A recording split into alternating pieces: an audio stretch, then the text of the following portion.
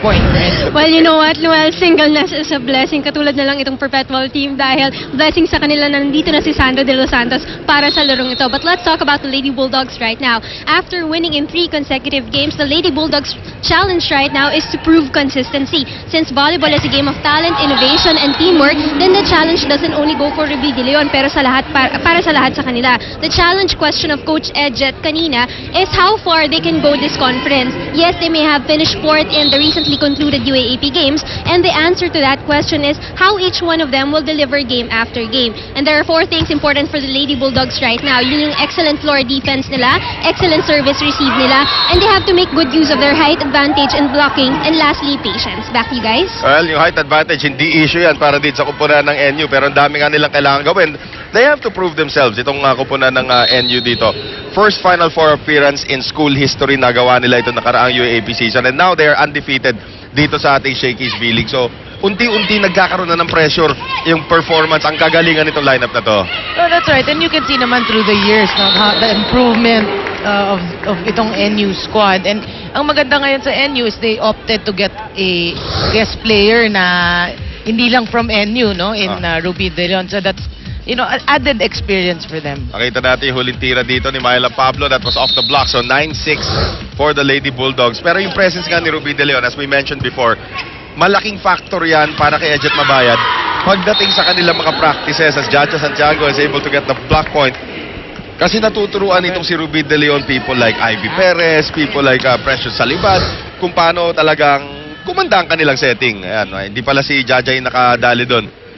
Si Myla Pablo na naman. Pablo. Axel is the official outfitter of the Shakey's V-League. Aiko Ordas, nice serve. Good reception though from Diaz. Combination. Cases dug up by Santiago De Leon ngayon. Santiago galing sa likod. Kailangan pakawalan at made tumawid. Dito. Jaywalking.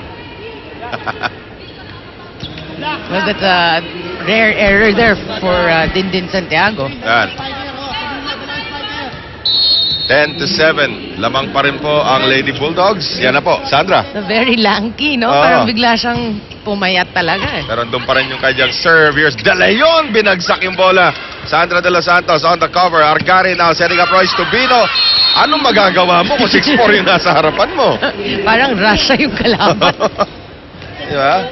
Yan ang Filipino version ni Arteminova. Exactly. At serving now, ito si Arteminova of the Philippines. Jaja Santiago. Mikasa's the official ball of the Shakey's V-League. 6'4", 16 years old.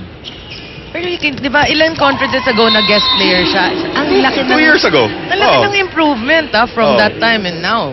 Sabagay, 2 years, a lot of Right, time. that's a lot of time. She was only 14 nung naglaro siya rito. But actually, she still does not hold the record as the youngest player dito. Who's the youngest? May 14 pero mas bata lang ng buwan. Yung player ng University of St. Lasal. Mamaya.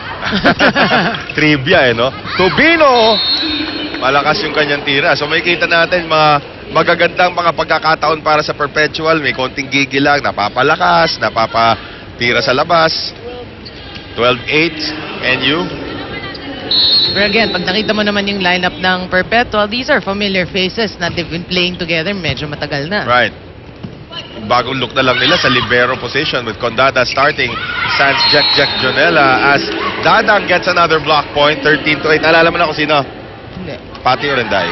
Oh, yeah. 14? Or youngest, yes, 14. Youngest guest player nung time na yon. Ako, dami na nagtitweet. Eto na sila. Here is Argarin Tubino on the hesitation. Natagalan yung hesitation niya. Ayan. Medyo wala pa siya yung timing. That spike, pababa na siya, then she hit it to the net. Right. Eto si Luis Bontogon. Nagpapabati na. Ayan. Hello sa'yo. Yan. Pati Orendain. Correct, Mark Camara. Pati Wala bang mas Orendain. magandang hello sa'yo? Pwede na yun. Tama sinabi ni Mark Camara. Pati Orendain was the youngest guest player. He knows his double galing kay Jane kasi medyo natapilok nung tinapakan si Arian. 15-8. Alam mo yung mga errors din dito ng Perpetual, Noreen is doing them in, ha? That's right. And that actually, we have to give credit din tong sa NU squad because yung blocking nila, parang pinapahirapan nila yung perpetual offense. Yo, tinamaan ang antena ng serve nitong si Myla Pablo. Sira reception. Gumagamit pa kaya ng antena ngayon? Meron pa naman siguro, no? Yung aerial antena.